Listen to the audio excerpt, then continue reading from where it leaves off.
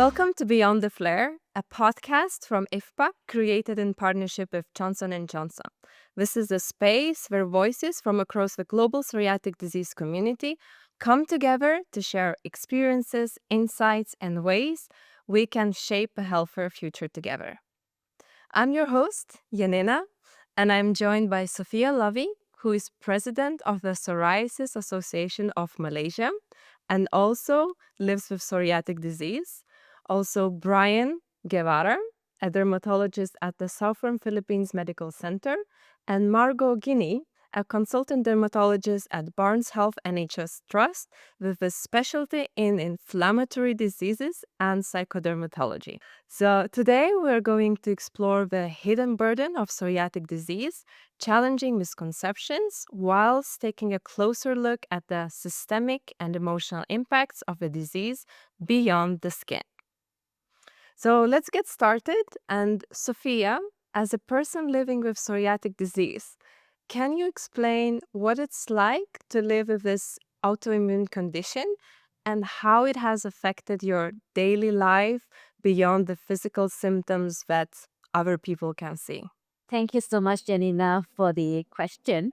Basically, it has impacted every aspect of my life, far beyond what people can see on the surface. Like, for example, each morning I have to dedicate myself an extra time for my skincare routine or carefully choosing certain products and also clothing which won't irritate my skin. But of course, when we speak about emotional, it's definitely a journey that can be very, very devastating and exhausting because, most of the time, I feel so anxious and especially about the flare ups or frustrated by the unpredictability of the symptoms itself, the psychological toll is really, really that great. So therefore, these kind of situations have actually prevented me from joining any social life. For example, I started this, condition ever since age of 12. And from that age until certain years in my life, I always outcast myself. I prefer to isolate and ostracize myself because I don't need to answer people's questions. So not only in my personal life, for example, my relationship also have been affected. For example, friends and family, they have to learn about my condition. So which means they have to take extra effort to get to know me at the same time.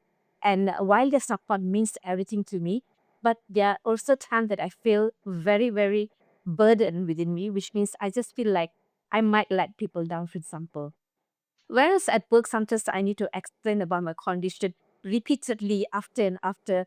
But sometimes, because I'm so tired to explain to people, if people ask me what is this, I will say, oh, I'm allergic to nuts or I'm allergic to seafood, just to avoid the conversation because sometimes I really don't feel like explaining. But at the same time, I also discovered the sense of resilience at the same time.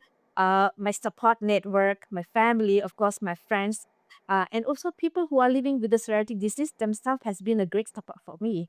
And so that has been really like invaluable. The encouragement reminds me that I am not alone and it's okay to ask for help. Psoriatic disease has taught me to be more patient with myself, for example, and to advocate on my needs. Yeah, thank you for sharing that, Sophia. I think it's a good reminder how psoriatic disease shapes everyday life routines and many different ways, how, like us who don't have any inflammatory disease, could never imagine. Margot, now that you've heard Sophia's story, how she was sharing how it affected her mental health and her social life, can you respond to that from the professional perspective? How how psoriatic disease affects emotional health and body image. Thank you very much for the question. And Sophia, thank you very much for sharing your story. I become emotional when I hear patient stories. The question from the psychodermatology point of view, we know that psoriasis is a systemic condition. We know that it is not just skin. It is associated with multiple comorbidities. We know about psoriatic arthritis, we know about the cardiovascular comorbidities, and last but not least are the psychiatric and the psychosocial ones. So we know very well that patients who have been diagnosed with psoriasis, they are at higher risk of developing depression, anxiety, or even suicidal ideation. Sophia described very, very well her experience. It can affect so many different parts of life. It can affect the way that they dress, how they are doing at work, when we're talking about adolescents or children, how they are doing at school, if they will manage to do well and pass their exams. So it really affects all the different parts of social life. Also, what we should be aware of is that because psoriasis is a chronic condition, all these things are accumulating. So it is really important to talk about the cumulative life course impairment for these patients. So this concept, it was described some years ago for patients with psoriasis, and it includes four key parameters. So the first parameter are the physical comorbidities. The second parameter are the psychiatric and the psychosocial comorbidities. The third parameter is the stigma surrounding the disease, and I'm going to come back to stigma.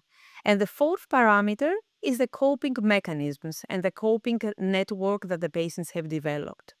So, when physical and psychosocial comorbidities and stigma, along with the coping mechanisms, we have found a balance, so these patients are doing well and they are managing to cope. But the majority of our patients, they are not really able to cope. So as time goes by, all these comorbidities are accumulating, and the patients reach a point that they are not able to cope. And that's why it's so important for us as healthcare professionals to understand that early, to spot these patients, and also to intervene early in order to prevent the further development of comorbidities. And now going to stigma, what is very, very common in the psychodermatology of skin diseases is that they are there, so everybody can notice them. If somebody has a problem with their heart, nobody can really notice it. But if they have it on their skin, it's visible, it's there. And that's why the stigma is so significant. So some years ago, it was back in 2016 when the WHO issued a statement and a call to action to fight stigma surrounding inflammatory conditions like psoriasis. Since then, there have been a lot of efforts, but still we have a lot of work to do. There was a very interesting European study called The Burden of Skin Disease in Europe that was published in 2023. And it showed that approximately 9 in 10 patients with a skin condition, they feel embarrassed about their skin and about their appearance. And this can affect their personal life, but also their professional life. And also, apart from the stigma, the self stigma, the perceived stigma, the social stigma, there is something that we need to discuss and address more. So, this is the stigma in specific communities and in specific populations. So, we know very well that in people with skin of color, in people with diverse skin tones, there are many different definitions for this population. Stigma is really, really common. So it can affect the patient, it can affect their family, it can affect their life. So I remember a patient who came in my clinic crying. Why? Because she was ready to get married and actually she developed psoriasis and she was very worried that the marriage will be cancelled because of her disease, which is really tragic to hear. And it's that moment that you realize how important and how significant the burden of the disease is. Yeah, thank you for explaining it. It really made clear how stigma and misunderstandings can be just as damaging as the physical symptoms. So, having said that, Brian, why do you think it's important for clinicians to actually look beyond the skin when treating psoriatic disease? Yeah, exactly, Jenny. Yeah. And to connect Sophia's message and also Margot's message is that clearly it's not only a cosmetic disease. Psoriasis is indeed a pathologic condition, chronic autoimmune, autoinflammatory condition that affects a lot of individuals. So here in the Philippines, 2 to 3% of the population in the Philippines have psoriasis, and clearly there's a significant affectation among our patients living with it. comorbidities including cardiovascular risk, diabetes, hypertension, and it's quite common in the Philippines. We did a study last year under IPC, or International Psoriasis Council, and we saw that a lot of our patients, more than half of our patients, have, of course, comorbidities. And these include diabetes and also mental health disorders. So, probably one of the big factors in terms of having psoriasis is this is not only a skin condition, it's more than that, it's deeper than that. And it's only manifested clearly visually because of the plaques in your skin, but really the inflammation and the flare is from within.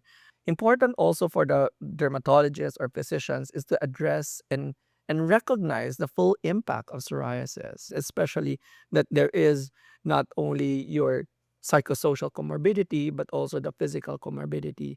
And I think the importance of proactive, comprehensive, multidisciplinary management to improve over health outcomes. And it's not only during flares that patients do have problems, but even those patients are on remission, they have unregulated comorbidities as well. So we need to control them even though that they are on remission state. Sophia, I believe that it sounds very liberating when dermatologists actually see you as a whole person and not only as your condition. But how does it feel in your real life? Like, have you experienced stigma or misunderstandings in your daily life, maybe from the general public when you walk in the street? Can you share your story, your journey with the condition? One of the reasons why social stigma exists because of the misunderstanding. So, number one, probably people don't understand psoriasis is not contagious. So, for them, everything that is on the surface or apparent, they will think that something is wrong with you, or probably you are not hygienic enough, you're not taking your shower, or your cleanliness is not intact. But then again, at the same time, also misconception about superstitions, for example. Because we in Asian countries, we believe a lot of superstitions. Like, for example, if you have something on your body, that means some black magic took place. I don't know about the Western culture, but in Asian countries, it's very, very normal to have that kind of understanding. So, educating and creating awareness is the only thing that we can do to raise the awareness and the understanding. And, like when people look at my fingers, because it's totally deformed, they call me, why your fingers like so robotic, and why you can't turn? What happened to your spine? If you really wanted to have that knowledge, you wanted to learn about psoriasis, I'm more than happy. So back then, there was my, ideation like, I don't want to talk to people. I just give some excuses and just run away. But now, because the position I am, the advocacy that I'm doing, I think it's also my responsibility to, speak up for rest of the patients. Yeah, so social stigma definitely exists. For my side, my family has been a strong pillar. They were there since I was young, and until now, they're still giving their full support to me for me to continue to grow. But how about people who is least fortunate, who doesn't have a family or friends to support?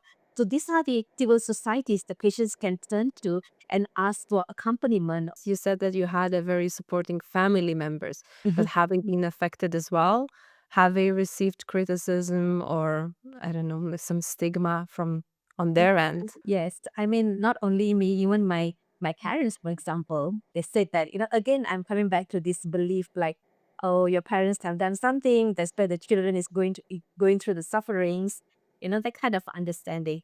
Yeah, but thank God that my parents and my family members, they are very, very strong, and they know what is this disease, because 30 years ago, nobody knew, or not many people knew about psoriasis.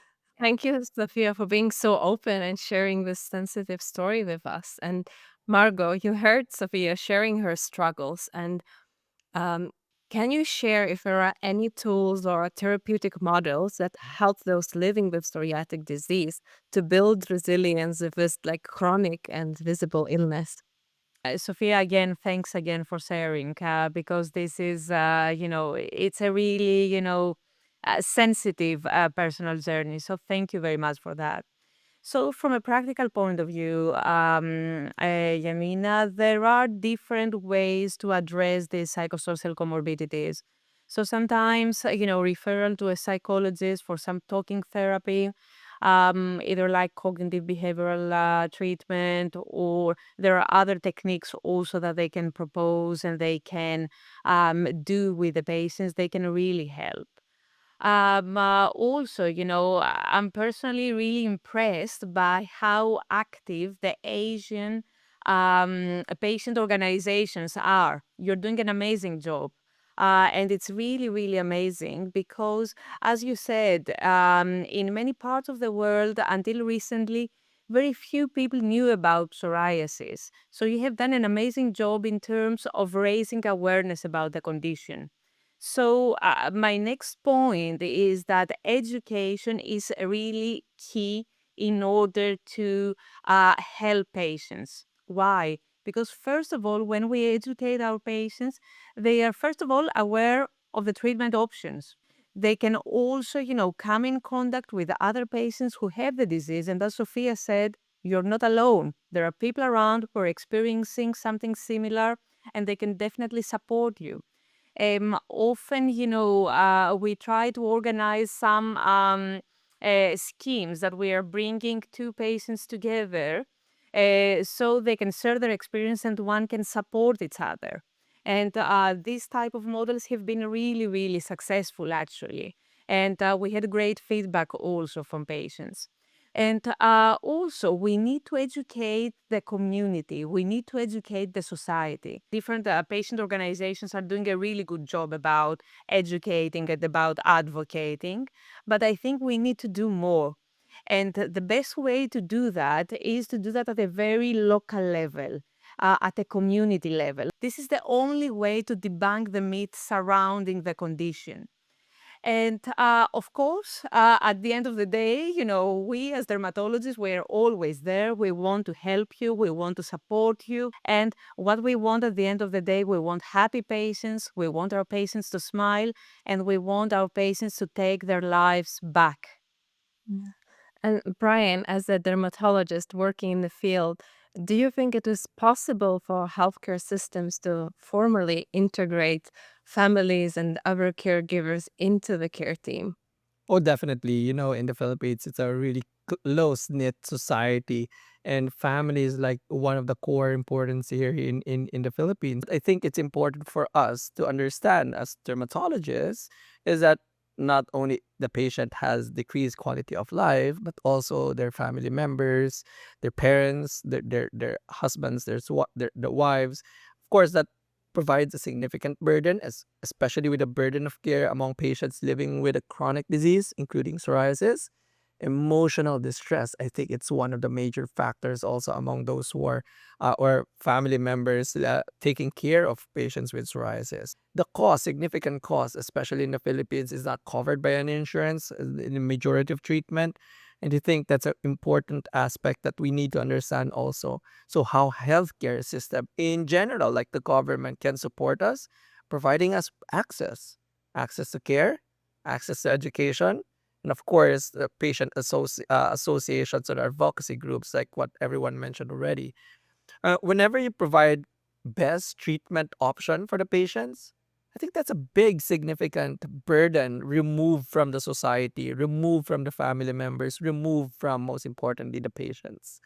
I think that's one of the key aspect in terms of how healthcare system can really provide not only treatment for the single unit patient, but the whole unit as a family and community.